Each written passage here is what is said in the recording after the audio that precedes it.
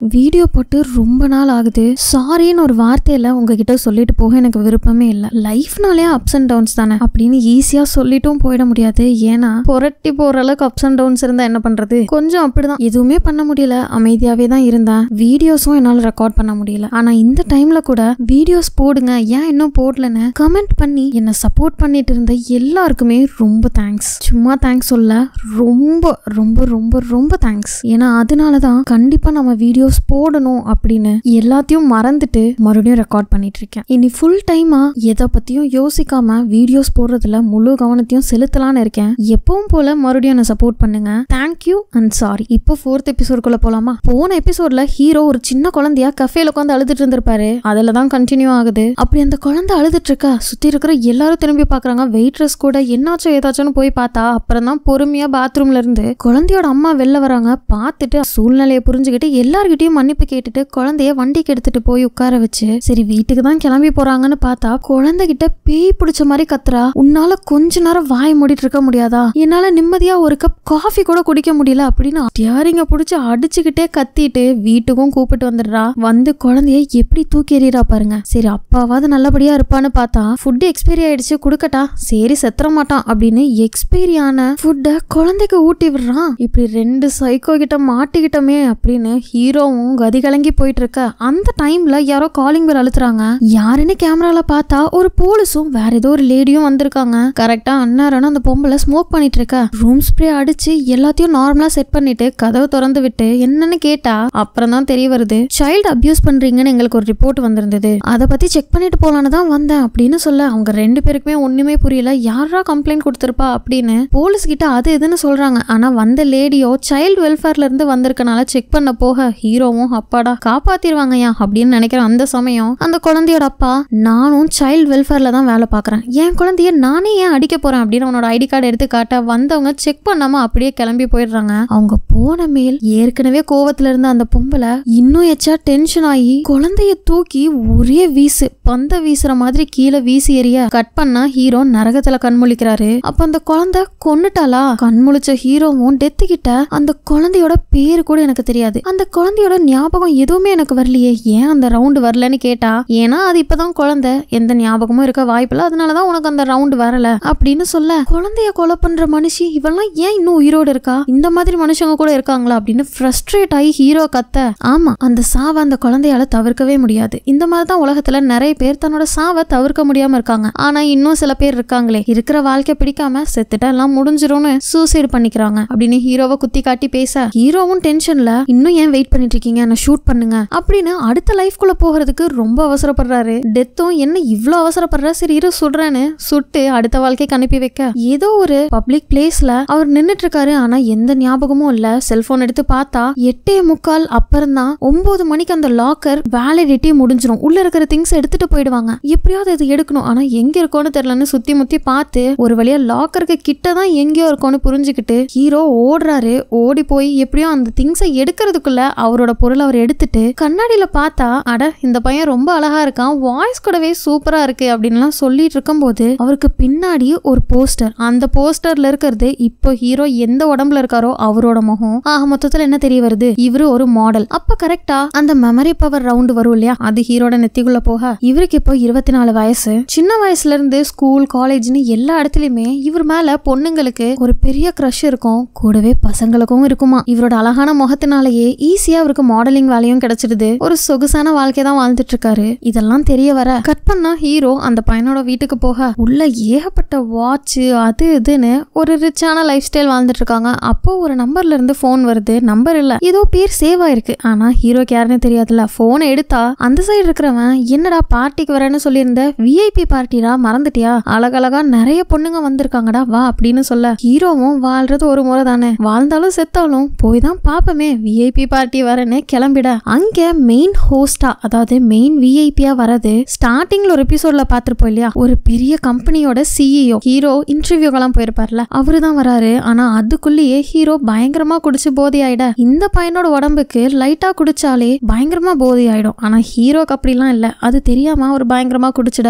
கரெக்டா அந்த சிஇஓவும் உள்ள என்ட்ரி கொடுக்க கூட இருக்கிற ஃப்ரெண்டா இவர்கிட்ட ஒரு நல்ல பேர் வாங்கிருடா, நமக்கு நல்ல ஆப்பர்ச்சுனிட்டி இருக்குன்னு சொல்றான். ஹீரோக்கு அவர் பார்த்த உடனே எங்கேயோ பார்த்த மாதிரி ஞாபகம். ஏன்னா அவர் ஆல்ரெடி அவரை பார்த்திருப்பாரு. ஆனா போதையில எதுவுமே ஞாபகம் இல்ல. நம்ம எங்கேயோ மீட் பண்ணிருக்கோம்ல அப்படின்னு மட்டும் தான் பேசுற வாய்ப்பு கிடைச்சது. கட் பண்ணா குடிச்ச போதையில நைட்டு ஃபுல்லா தூங்கிட போன் அடிச்சுட்டே இருந்திருக்கு. அப்போ வீட்டுக்கு போன் பண்ணா எடுக்க மாட்டியான்னு யாரோ வர. ஹீரோ இதை பார்த்துட்டு ஒருவேளை இந்த பையனோட அண்ணாவா இருக்குமோ அப்படின்னு நினைச்சுக்கிறாரு. நமக்குமே இது யாருன்னு தெரியல. மறண்டியா அப்ராட் போறனால கஃபேவை ஒரு வாரத்துக்கு நீ பாத்துக்கிறேன்னு வாக்கு கொடுத்தியே அப்படின்னு இவரோட கஃபேக்கு கூட்டிட்டு போய் என்னெல்லாம் பண்ணணும்னு சொல்லி கொடுத்துட்டு இருக்க. அப்ப ஹீரோ மனசுக்குள்ள நாளைக்கு இவர் அமெரிக்கா கிளம்புற வரைக்கும் மட்டும் வேலை செய்யலாம், போனோன்னே நாமளும் வர வேணாம் அப்படின்னு மனசுல நினைச்சிட்டு இருக்கும்போது ஏதோ ஒரு கஸ்டமர் யாருன்னு திரும்பி பார்த்தா இவரோட கேர்ள் ஃப்ரெண்ட், அதாவது நம்ம ஹீரோட கேர்ள் ஃப்ரெண்ட். அதை பார்த்து மனுஷன் அப்படியே ஸ்டன் ஆகி நிக்க. அப்போ நமக்கு ஒரு சில மாண்டேஜ் சீன்ஸ் வருது. இவங்க எப்படி மீட் பண்ணாங்க, எப்படி லவ் பண்ண ஸ்டார்ட் பண்ணாங்கன்னு எல்லாம் ஸ்லைட் பை ஸ்லைடா காட்டிட்டே மறுபடியும் பிரசன்ட்ல ஹீரோயின் தன்னோட ஆர்டரை கொடுத்துட்டு ஒரு டேபிள்ல போய் உட்காந்துக்க.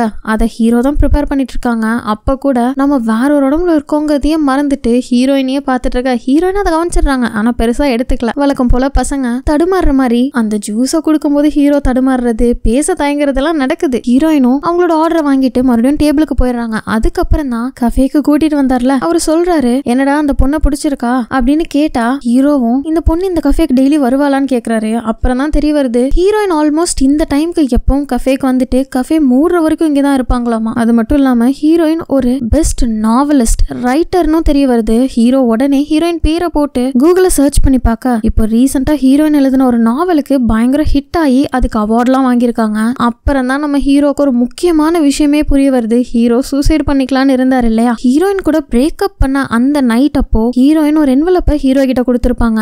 அந்த என்வலப் ஹீரோயின் ஜெயிச்ச கேஷ் பிரைஸ் தான். அப்படியே அது ஜெயிச்சப்ப ஹீரோயின் கொடுத்த ஒரு இன்டர்வியூவையும் ஹீரோ பாக்குறாங்க. அதுல இந்த நாவல் எழுதும் போது இல்ல இப்ப நீங்க ஜெயிச்ச மேல் உங்களோட மைண்டுக்கு யாரு ஃபர்ஸ்ட் வரா அப்படின்னு கேட்டா ஹீரோயினும் நான் ஒரு பெரிய ரைட்டர் ஆகணும், அதுக்காக நான் ஒர்க் பண்ணணும்னு எப்பவுமே என்கிட்ட சொல்லிட்டே இருந்தது என் பாய் ஃப்ரெண்ட் தான், அதனாலதான் அவர் என் மைண்டுக்கு வராரு அப்படின்னு சொல்ல இந்த விஷயத்த அவர் கேட்டா சந்தோஷப்படுவாங்களான்னு கேக்குறாங்க. அதுக்கு ஹீரோயினும் இப்ப கொஞ்சம் அவர் பிரச்சனையில இருக்காரு, ஆனா இதை கேட்டா அவர் எல்லாம் மறந்துட்டு ரொம்ப ஹாப்பி ஆயிடுவாருன்னு சொல்றாங்க. ஆனா இதெல்லாம் எப்போ ஹீரோ சூசைட் பண்ண அந்த அன்னைக்கு நடந்திருக்கு. அந்த சந்தோஷமான விஷயத்த ஹீரோ கிட்ட சொல்லலாம்னு வரும்போது தான் ஹீரோ பிரேக்கப் பண்ணிருக்காரு. அது மட்டும் இல்லாம ஹீரோயின் கஃபேல இருக்கும்போது ஹீரோயினோட அண்ணா வைஃப் குழந்தைன்னு வந்து பாத்துட்டு போறாங்க. அதை பார்த்த மேல் தான் அன்னைக்கு ஹீரோயினை டிராப் பண்ணிட்டு போனது வேற யாரும் இல்ல ஹீரோயினோட அண்ணா, அதை நாம தான் தப்பா புரிஞ்சுக்கிட்டோம்னு நினைச்சு ஹீரோ பயங்கரமா ஃபீல் பண்றாரு. ஹீரோ உடனே லைப்ரரிக்கு ஓடி போய் இப்போ ரீசெண்டா ரிலீஸ் ஆன ஹீரோயினோட நாவல் எடுத்து படிச்சா அதுல நிறைய விஷயம் ஹீரோயின் ஒன்னா இருக்கும் போது நடந்த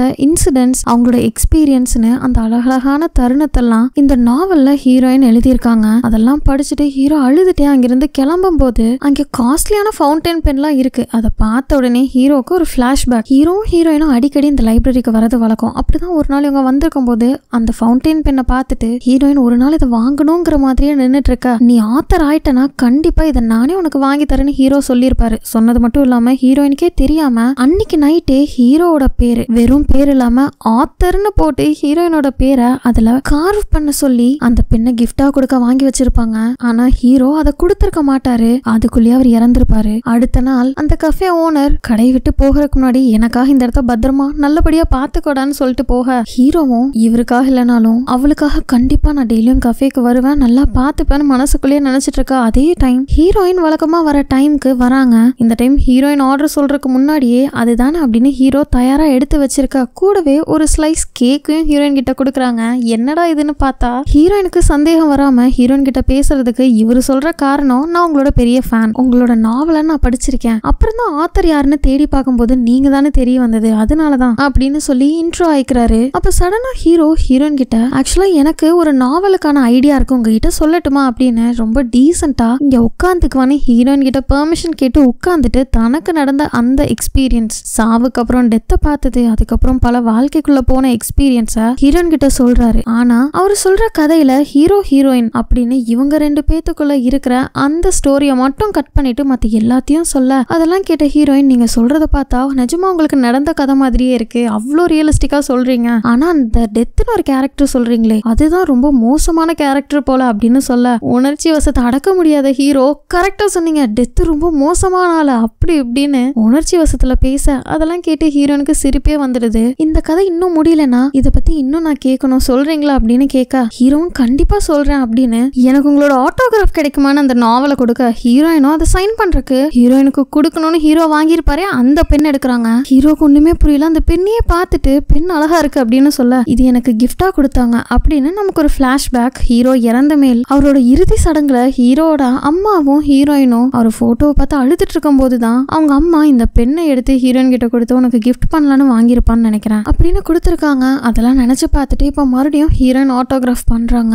அதுக்கப்புறம் இருந்தே ஹீரோவும் ஹீரோயினும் தினமும் மீட் பண்ணிக்க ஹீரோக்கு நடந்த அந்த உண்மையான கதையை ஹீரோயின் கிட்ட டெய்லியும் ஹீரோ சொல்றாங்க. அப்படிதான் ஒரு நாள் சரி உங்க கதையில வர ஹீரோ ஏன் அவங்க அம்மாவை அதுக்கப்புறம் போய் மீட் பண்ணவே இல்லை அப்படின்னு ஒரு கேள்வி கேட்க, ஏன்னா அவங்க அம்மா முன்னாடி அவனுக்கு நிக்கிறதுக்கு பயம், அவங்கள நேருக்கு நேர் பாக்குறதுக்கு அவனுக்கு வெக்கமா இருந்தது அப்படின்னு ஃபீல் பண்ணி சொல்ல ஹீரோயின் சிரிச்சுட்டே உங்களோட உண்மையான கதை மாதிரியே மறுபடியும் கதை சொல்ல ஆரம்பிச்சிட்டீங்க. இந்த கதையை பத்தி இன்னும் நான் கேட்கணும், ஆனா இப்ப டைம் ஆச்சு அதனால நான் கிளம்புறேன்னு ஹீரோயின் கிளம்ப அவங்க கிளம்புன சில நொடிகள்லயே பயங்கரமா மழை வருது. அதனால ஹீரோ ஓடி வந்து ஒரு கொடையை கொடுத்துட்டு சளி பிடிச்சுக்கும் இதை எடுத்துக்கோ அப்படின்னு சொல்லிட்டு போக ஹீரோயினுக்கு ஒண்ணுமே புரியல. ஆனாலும் அந்த கொடையை வாங்கிட்டு போறாங்க. இப்ப மறுபடியும் கஃபேக்கு வந்த ஹீரோ அங்க இருக்கிற வேலையெல்லாம் பார்க்கும்போது ஒரு பொண்ணு தெரியாதனமா டேபிள்ல ஏதோ ஒரு கண்ணாடி கிளாஸ கீழே தள்ளி விட்டுட ஹீரோ அதை கிளீன் பண்ணிட்டு இருக்கும் போது கையில லைட்டா கிழிச்சிடுது. ஆனா அந்த டைம் வேற 2 கஸ்டமர் கஃபேக்கு வராங்க. அவங்க பேசிக்கிறத வச்சு பார்த்தா இப்போ கஃபேக்கு வெளியில ஒரு இடத்துல ஒரு ஆக்சிடென்ட் ஆயிருக்கு. அந்த பொண்ணு டெய்லி அந்த கஃபேக்கு வர பொண்ணு தான். ஆக்சிடென்ட்ல சாகாம இருந்தா நல்லா இருக்கும் அப்படின்லாம் பேசிக்க ஒருவேளை அது ஹீரோயினா இருக்குமோ அப்படின்னு பதறி அடிச்சுட்டு போய் பார்த்தா